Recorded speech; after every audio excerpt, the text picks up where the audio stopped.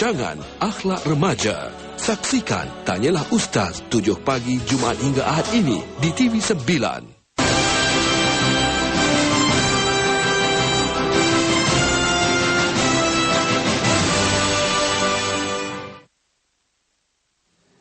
Assalamualaikum warahmatullahi wabarakatuh. Alhamdulillah wassalatu wassalamu ala Rasulillah wa ala alihi wa sahbihi wa man tabi'ahu wa man nasarahu wa wala.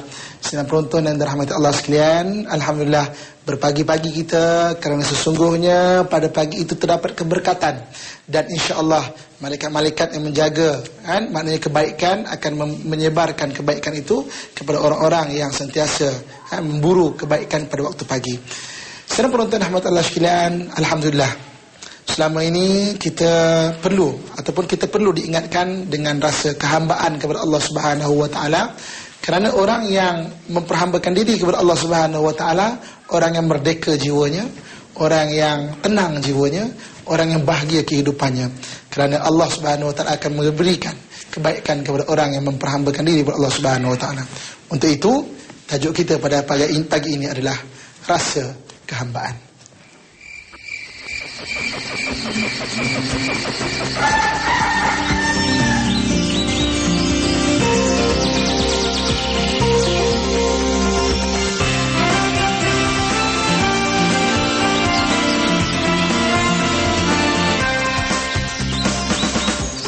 Alhamdulillah, sedang menonton rahmatullah sekalian, kita bicara pada pagi yang berbahagia ini, kita berkongsi pada pagi yang berbahagia ini mengenai iaitu rasa kehambaan. Satu istilah yang Allah Subhanahu wa taala sendiri gunakan dalam Al-Quran. Orang-orang yang memperhambakan diri kepada Allah disebut sebagai Abdullah, Ibadur Rahman, Ibadullah. Allah sendiri sebut, letakkan perkataan Iyyaka na'budu wa iyyaka nasta'in. Hanya kepada-Mu ya Allah aku memperhambakan diri, dan hanya padamu aku minta pertolongan. Jadi pada pagi yang berbahagia ini kita akan kongsi mengenai rasa kehambaan kepada Allah Subhanahu wa taala. Saya penonton rahmat Allah sekalian, kita dilahirkan ke muka bumi ini dengan berbagai-bagai keadaan. Ada orang yang lahir dengan keadaan yang senang, ada orang yang lahir dalam keadaan yang susah, ada orang lahir memang dalam keadaan yang kesehatannya baik, ada orang lahir memang daripada kecil ditimpa dengan sakit dan sebagainya. Ada orang daripada lahir hidupnya senang, hidupnya mudah, urusannya mudah. Dan ada orang sejak lahir urusannya berbagai-bagai keperitan dan kesusahan. Semua itu diaturkan oleh Allah Subhanahu wa taala, dan semua itu ada hikmah-hikmah yang kita kadang-kadang tidak tahu. Sedang penonton sekalian, kadang-kadang kita tidak perasan apa hikmah dia. Kadang-kadang kebaikan itu kita akan rasa kemudian. Kadang-kadang kebaikan itu nanti kita rasa nasib baik, Allah buat aku begini dan begini, dan kita akan rasa hikmahnya itu. Semuanya itu berada dalam kekuasaan Allah Subhanahu wa taala. Dan sedang penonton rahmat Allah sekalian, sebab itulah Allah Subhanahu wa taala minta untuk kita kembali apa-apa perkara kita balik kepada Allah Subhanahu wa taala, kita tawakal, kita rujuk kepada Allah Subhanahu wa taala, kerana orang yang memperhambakan diri kepada bukan selain Allah Subhanahu wa taala, hidupnya akan tertekan, hidupnya akan terhimpit. Apabila dia menghambakan diri kepada dunianya, menghambakan diri kepada keduniaannya, dirasakan dunia itu segala-galanya. Akhirnya dunia yang dikejar itu terasa payah ingin dikejar. Ketika dapat, takut habis. Ketika ada di tangan, takut tidak cukup. Jadi maknanya semuanya itu apabila dirujuk kepada perkara-perkara lain, jiwanya tidak merdeka. Sedangkan Allah Subhanahu wa taala meminta kita bahawa menyembah hanya mengabdikan diri kepada Allah Subhanahu wa taala. Allah sebut dalam Al-Quran, a'udzubillahi minasyaitonirrajim, wa ma khalaqtul jinna wal insa illa liya'budun. Dan tidaklah aku menciptakan jin dan manusia melainkan untuk mengabdikan diri kepada aku. Allah sebut benda ini dalam Al-Quran. Sebab itu kadang-kadang ramai bila kita tidak diingatkan kembali, maka kita lupa bahawa pengabdian kita hanya kepada Allah Subhanahu wa taala. Sedang penonton rahmat Allah sekalian, ketika kita mengucapkan kalimah la ilaha illallah, orang Melayu kita menterjemahkan perkataan ilah dengan kalimah Tuhan. Tiada Tuhan melainkan Allah. Tetapi sebenarnya sedang penonton sekalian, ilah lebih luas daripada itu lagi. 99 nama Allah yang mulia itu adalah ilah. La ilaha illallah bermakna tiada yang memberi rezeki melainkan Allah. La ilaha illallah bermakna tiada yang membantu melainkan Allah. La ilaha illallah bermakna tiada yang jadi yang mengamankan hati kita melainkan Allah. La ilaha illallah bermakna tiada yang memberi jalan keluar bagi permasalahan kita melainkan Allah. Maknanya ketika kita mengucap kalimah la ilaha illallah, jika kita faham sedang penonton sekalian bahawa Allah itu maha agung, maha besar, maka kita akan kembali merujuk kepada Allah Subhanahu wa taala dalam apa juga permasalahan hidup kita, dan kita akan dikurniakan dengan ketenangan hati. Sedang penonton rahmat Allah sekalian, mungkin ada di antara kita yang kesempitan rezekinya, sedangkan kita kadang-kadang mengeluh. Keluhan itu kadang-kadang sangat membebankan kita, padahal keluhan itu tidak merubah apa-apa. Sekarang susahnya Ustaz, barang naik, ekonomi tak berapa baik, itu susah, ini susah, susahnya. Sedangkan Allah menyatakan dalam Al-Quran bahawa jika kita selagi mana kita ni hidup, wa ma min dabbatin fil ard, tidaklah yang melata di muka bumi ini melainkan Allah jamin rezekinya. Allah jamin rezeki kita. Sedang penonton sekalian, kita kadang-kadang kita tidak perasan, kita lupa kadang-kadang, dan kita rasa rezeki itu datang daripada pekerjaan kita, kita rasa rezeki itu datang daripada bos kita, daripada projek-projek yang kita siang malam kita usahakan. Sedangkan kalau benar itu milik kita dan itu memang keperluan kita, Allah cukupkan untuk kita. Sedang penonton sekalian, mari kita lihat cicak. Sedang penonton, satu iktibar keimanan yang kadang-kadang tidak kita perasan. Saya kadang-kadang sedang penonton sekalian, kita pergi ada kuliah di masjid lah katakan. Saya suka datang masjid awal kadang-kadang. Saya perhati keliling, saya perhati kanan, saya perhati kiri, saya terpandang cicak. Dan saya lihat, ya Allah, iktibar keimanan yang sangat besar kepada cicak. Sedang penonton sekalian, bukankah cicak itu makanannya itu bersayap, dan cicak tidak mempunyai sayap? Bagaimana cicak ingin mendapatkan makanan? Sedang penonton sekalian, kalau logik dengan akal, macam mana cicak nak dapatkan makanan? Sedangkan keadaan makanannya yang berterbangan ke sana kemari. Ada kita pernah lihat cicak yang merungut, mana makanan aku di pening kembali ada. Sampai waktu makan, sedang penonton sekalian, Allah Subhanahu wa taala datangkan makan tu depan muka cicak, depan dia. Datang nyamuk, ngap, jam makan.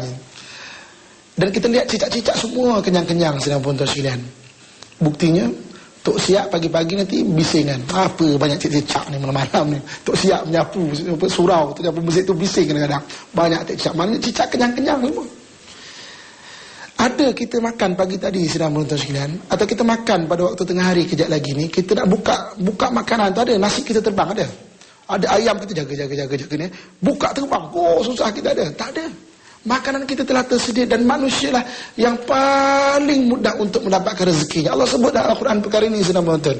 Wa mahattu lahu tamhida thumma yatma'u an azid. Kalla, aku mudahkan manusia untuk mendapat rezekinya, kemudian mereka rasa tamak untuk ditambah. Ketika ada rasa tamak, apa kata Allah Subhanahu wa taala? Kalla, aku takkan tambah.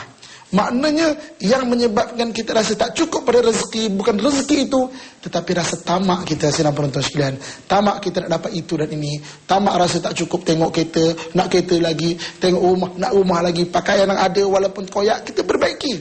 Ini rasa tak cukup, rasa terhina dengan pakaian, padahal pakaian itu dianugerah oleh Allah Subhanahu wa taala dengan sebaik-baiknya untuk kita.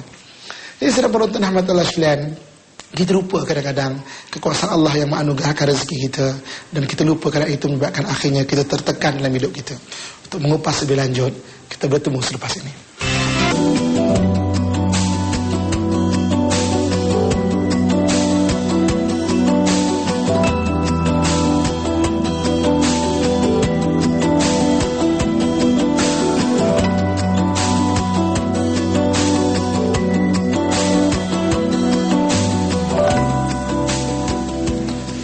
Dan penonton dan rahmat Allah sekalian, kita sedang bicara mengenai rasa kehambaan, dan perkataan atau istilah ini memang digunakan.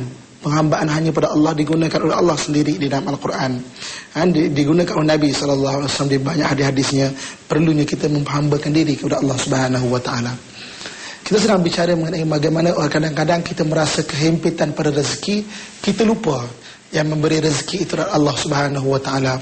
Akhirnya kita rasa tak cukup, kita rasa tertekan, kita rasa rezeki kita ni mana nak dapat, kita takut kehidupan kita ni tak ada rezeki. Saudara penonton rahmat Allah sekalian, apa makna rezeki saudara penonton sekalian? Rezeki ni saudara penonton sekalian, apa yang kita pakai itu saja rezeki kita. Yang kita pakai ni, hari ini pagi ni alhamdulillah Allah bagi saya rezeki pakai pakaian ini. Alhamdulillah, syukur. Dan sedang penonton sekalian sedang pakai pakaian apa, itu rezeki saat ini. Tapi orang lupa kadang-kadang. Dia lupa bahawa rezeki itu Allah jamin, ini rezeki pakaian saya pada hari ini. Ada sedang penonton sekalian, kita nak cerita ke orang kita ni rezeki banyak. Cuba kita nak cerita ke orang ni kita rezeki banyak ni. Cuba kita pakai baju 5 lapis sekaligus. Kita gantung lagi 2 kat tengkuk kita. Nak cerita kita ni murah rezeki ni. Kita gantung, ikat dekat pinggang tak? Satu kanan, satu kiri. Ikat lagi kat tangan satu sini tak? Kita jalan kat tengah ramai. Ada orang cakap, murahnya rezeki awak. Ada orang cakap macam tu. Orang tak akan cakap macam tu, sedang betul sekalian. Malah orang tak akan cakap langsung. Orang akan urut kepala. Kesian dia ni, apa masalah di akhir-akhir ni. Orang pun tak iktiraf tu satu rezeki. Rezeki apa yang kita pakai. Alhamdulillah, ini yang kita pakai. Apa yang kita makan, itu saja rezeki kita. Walaupun di depan mata kita ni 50 hidangan sedang penonton sekalian, sepinggan tu saja rezeki kita, sepinggan tu saja. Ada kita boleh makan 50 hidangan tu semua, tak ada, tak mampu kita. Yang masuk dalam mulut kita itulah rezeki kita. Kadang-kadang kita rasa tak cukup pada rezeki, padahal itu saja rezeki kita. Itu belum masuk Allah Subhanahu wa taala bagi penyakit darah tingginya, kencing manisnya, penyakit gout lagi banyak rezeki tak ada nak dimakan. Maknanya rezeki keperluan kita dan apa yang ada pada kita. Tetapi ramai orang dia rasa tak cukup pada rezeki, dia risau pasal rezeki, dia rungsing pasal rezeki, dia takut masa depan macam mana ni. Sedangkan daripada lahir tak pernah rungsing pasal rezeki, setelah umurnya 50 tahun nak latih-latih diri rungsing pasal rezeki. Untuk apa? Untuk apa kita rasa tertekan demikian? Kita jangan rasa bahawa usaha kita itu menghasilkan rezeki. Usaha semaksimal mungkin, tapi rezeki dianugerahkan oleh Allah Subhanahu wa taala kepada kita. Jangan kita rasa rungsing. Kita mempunyai segelas air. Kalau kita faham bahawa di atas gelas ini ada teko yang akan menuangkan dan mencukupkan apa keperluan kita. Saudara penonton rahmat Allah sekalian, ada di antara kita mungkin rasa susah. Ya Allah, hari ini kenapa ya Allah? Aku ni kan maknanya berkhidmat untuk masjid. Kita jadi bendahari masjid, kita berkhidmat untuk masjid. Kadang-kadang orang tak suruh kita sapu bersihkan masjid. Kadang-kadang kita basuhkan pinggang mangkuk masjid. Tapi kadang-kadang kita dituduh dengan berbagai-bagai. Ya Allah, kenapa ya Allah, aku bukan buat benda jahat, aku buat benda masjid. Kenapa ya Allah? Aku dikatakan berbagai-bagai. Mungkin dikatakan dituduh dengan menggelapkan duit masjid lah. Tak? Kita dituduh dengan berbagai-bagai. Kadang-kadang kita rasa tertekan dengan tuduhan itu, kita tuduh orang balik, kita marah-marah balik. Sedangkan tidak ada sesuatu perkara yang datang itu melainkan ada kebaikan untuk kita. Kalau kita mau jujur sedang penonton sekalian, satu perkara yang orang kata daripada kita sebenarnya sangat kecil dibandingkan dengan keaiban kita yang sebenar. Hari ini orang tuduh kita berbagai-bagai. Mungkin hanya secebis daripada keaiban kita sebenar. Allah Subhanahu wa taala datangkan orang yang mengata kita untuk kita perbaiki diri. Allah datangkan orang yang mengata kita bagi satu tanda. Ni, keaiban kau ni banyak lagi sebenarnya ni. Banyak lagi sebenarnya keaiban kau ni. Allah bagi, maknanya orang tuduh kita satu benda tu untuk Allah bagi tanda. Perbaikilah keaiban-keaiban yang orang tidak tahu ni. Yang orang tuduh tu, mungkin orang tuduh tu tidak benar, alhamdulillah. Ya Allah, nasib baiklah orang tuduh tu tak betul ya Allah. Kalau tuduh benda-benda keaiban yang benar ni, lagi malu, lagi macam mana kita nak cakap di hadapan manusia. Sedang penonton sekalian, hari ini kita dimuliakan oleh manusia. Kita dipuji oleh manusia bukan kerana kehaibatan kita. Hari ini kita dipuji oleh manusia kerana Allah menutup keaiban-keaiban kita. Jika Allah buka keaiban-keaiban kita, tidak ada lagi kemuliaan di sisi manusia. Kita boleh lihat sedang penonton sekalian contoh-contoh di hadapan kita. Berapa ramai orang yang telah membina namanya, dipuji di sana sini, dipuji di dalam akhbar. Satu hari Allah buka keaiban dirinya, tidak ada lagi kemuliaan di sisi manusia. Jadi orang kata kita, alhamdulillah, peluang untuk kita memperbaiki diri. balik kepada Allah Subhanahu wa taala, minta ampun kepada Allah Subhanahu wa taala. Kenapa ya Allah aku barangkali banyak lagi keaiban diri aku ya Allah yang banyak yang mungkin aku tidak perasan. Terima kasih Tuhan, Engkau bagi tanda untuk aku terus memperbaiki diri. Bukan di mana kita bermula, tapi di mana kita berakhir, itu yang penting dalam kehidupan kita. Kalau kita berakhir dengan sentiasa memperbaiki diri, alhamdulillah, maka selamat kita di dunia, selamat kita di akhirat. Tapi ramai orang yang berakhir dengan keadaan yang marah-marah dekat orang, rasa ta'aib, padahal memang keaiban dia penuh dengan keaiban. Rasa terhina, padahal kehinaan dia jauh lebih banyak dengan kehinaan yang orang bagi pada dia. Di akhirnya dia mati dalam keadaan yang maknanya menyimpan penyakit-penyakit hati demikian. Untuk mengupas lebih lanjut sedang penonton sekalian, kita bertemu selepas ini.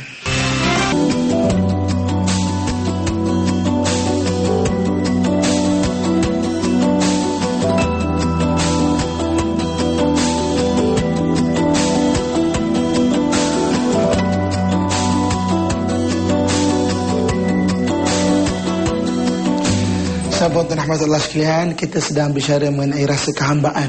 Satu istilah yang Allah sendiri guna di dalam Al-Quran mengenai hamba-hamba Allah ini, itu orang yang sentiasa taat, Allah beri kebaikan kepada dia. Nabi juga sentiasa menggunakan istilah Abdullah ataupun hamba Allah ini, ibadullah, hamba-hamba Allah dan sebagainya. Sahabat dan rahmatullah sekalian, banyak kadang-kadang dalam kehidupan kita ini kita lupa rujuk kepada Allah Subhanahu wa taala yang Maha berkuasa. Kadang-kadang datang satu permasalahan, kita lihat permasalahan ini tanpa melupakan siapakah yang mengaturkan segala benda dalam kehidupan kita. Kita lupa rujuk dan kembali kepada Allah Subhanahu wa taala. Akhirnya kita lupa bahawa yang sepatutnya kita memohon jalan penyelesaian daripada Allah dan maksimalkan usaha kita. Tetapi kadang-kadang seseorang memaksimalkan usaha tanpa maknanya memohon keizinan ataupun memohon rahmat ataupun memohon kepada Allah Subhanahu wa taala untuk jalan keluar bagi permasalahan ini. Saya beruntung rahmat Allah sekalian. Mungkin ada antara kita yang ditimpa musibah. Musibah ini kadang-kadang kita keluhkan. Padahal keluhan itu tidak merubah apa-apa.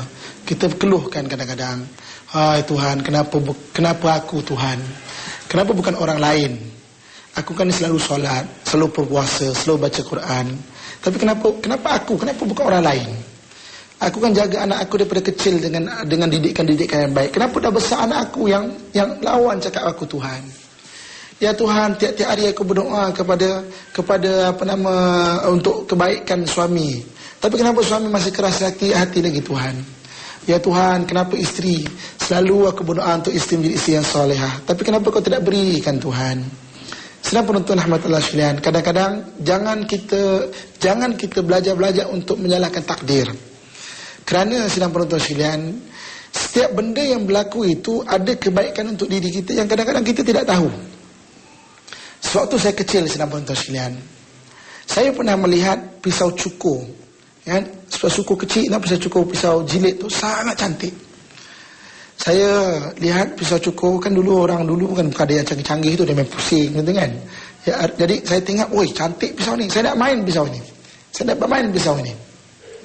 Maka arwah ayah saya rahmatullah alaih pada ketika itu melihat saya nak main dengan pisau ini, apa dia buat? Dia cakap baik-baik, dia pujuk saya. Minta bagi pada abah. Sedang rahmatullah sekalian, wah kita budak-budak pada ketika itu, kita ingat, wish ayah kita ni nak sekali bermain pisau dengan kita. Kita pun bagilah pisau ni pada ayah. Ketika ayah dapat pisau ni, apa dia buat sedang penonton sekalian? Dia ambil pisau ni, dia letak ke tempat tinggi. Apalagi ketika itu kita selaku anak-anak kecil sudah tentulah nak pisau dan menangis. Menangis nampaknya macam tak layaknya. Masuk lagi A1, masuk lagi A2, makin lama makin kuat, makin lama makin kuat tangisan itu. Apakah dengan menangis itu arwah ayah saya pada ketika itu akan beri pisau ini kepada saya? Dia tidak beri pisau ni sedang penonton sekalian. Malah semakin kuat saya menangis, bukan pisau yang saya dapat, akhirnya rotan yang saya dapat, senyap terus. Sedang penonton sekalian. Allah Subhanahu wa taala sedang penonton sekalian, kadang-kadang dia beri satu kesusahan kepada kita. Kita tidak tahu apa hikmah dia. Mungkin hari ini kalau dia bagi kesenangan seperti mana kita minta, benda itu merosakkan kita. Jika pisau itu diberi, ayah saya beri kepada saya dengan keadaan ketidakmatangan saya pada ketika itu, mungkin hari ini jari saya ini tidak ada, mungkin luku-luku yang banyak, mungkin berdarah yang banyak, mungkin bekas-bekas parutan yang banyak. Tapi arwah ayah tahu bahawa pisau ini belum lagi matang digunakan untuk anak ini. Maka dia ambil, dia letak. Walaupun saya menangis, tidak akan diberi perkara itu. Kadang-kadang hari ini kita memohon kepada Allah Subhanahu Wa Taala, ya Allah, aku mohon ya Allah. Dengan tangisan kita memohon. Tetapi kenapa Allah Subhanahu Wa Taala tidak beri, saudara-saudara sekalian? Ada hikmah yang kita tidak tahu. Barangkali hari ini kalau kita diberi, mungkin akan merosakkan diri kita. Tuhan, aku dalam kesusahan, kenapa murahkanlah rezeki aku? Makin berdoa, makin belum diberi, kenapa? Mungkin kalau diberi pada hari ini, kita makin lupa Allah. Dan berapa ramai saudara-saudara sekalian hari ini, orang yang jinak dengan masjid, orang yang baik dengan masjid, tiba-tiba belajar-belajar menjadi ahli perniagaan, alhamdulillah jadi ahli perniagaan. Dan bila dah sibuk dengan ahli perniagaan, sudah renggang dengan masjid. Bila sudah makin maju, sudah tak datang masjid. Dah tak datang masjid, bukan saja lupa masjid, malahan sudah jinak-jinak dengan karaoke, sudah jinak-jinak dengan disco, dengan dangdut dan sebagainya. Kenapa? Kerana kadang-kadang diberi itu, maka maknanya tidak bersedia kita. Maka hari ini kadang-kadang kita berdoa, ya Allah, kenapa ya Allah? Ada hikmah yang kita tidak tahu. Satu hari nanti pasti kita akan bersyukur. Kalau tidak di dunia, di akhirat, nasib baik Tuhan, kau tak bagi. Rupanya engkau bagi aku tu ya Allah, rasa sabar. Sabar tu cukup pahala untuk aku selamat di akhirat ya Allah. Kita sabar tu rupanya, kita nak harap pahala solat kita tak cukup rupanya. Pahala puasa kita tak cukup rupanya. Allah bagi musibah, Allah bagi rasa sabar. Rasa sabar itu cukup pahala kita untuk ke akhirat. Jadi sebab itu saudara-saudara sekalian, apa juga baliklah pada Allah Subhanahu Wa Taala. Sebagai hamba dengan rasa kehambaan, kita berdoa kepada Allah Subhanahu Wa Taala, minta Allah bimbing kita, minta Allah pimpin kita, minta Allah Subhanahu Wa Taala membantu segala urusan kita. Tuhan yang mendengar doa kita pada hari ini, Tuhan yang sama yang telah mendengar doa Nabi Allah Ibrahim alaihissalam. Ketika Nabi Allah Ibrahim, siapa pun tak boleh bantu Nabi Allah Ibrahim. Tuhan yang sama yang dengar doa Nabi Musa dan membelahkan laut untuk Nabi Musa, ketika siapa pun tak boleh nak bantu Nabi Allah Musa. Tuhan yang sama yang melihat doa kita, apapun keadaan kita pada hari ini, sama ada susah, ditimpa musibah, sakit, kesusahan dan sebagainya, baliklah kepada Allah Subhanahu Wa Taala. Sidang penonton rahmat Allah sekalian, dengan kembali kepada Allah Subhanahu Wa Taala, kita mengabdikan diri kepada Allah Subhanahu Wa Taala. Hadiah yang Allah bagi adalah ketenangan hati. Dengan ketenangan itulah kita hidup dengan keadaan yang baik. Allah mudahkan urusan kita, Allah beri jalan keluar bagi segala permasalahan kita, Allah bantu segala kesusahan dan kepayahan kita, dan kita selamat, insya-Allah mudah-mudahan selamat di dunia, selamat kita di akhirat. Sekian, Assalamualaikum warahmatullahi wabarakatuh.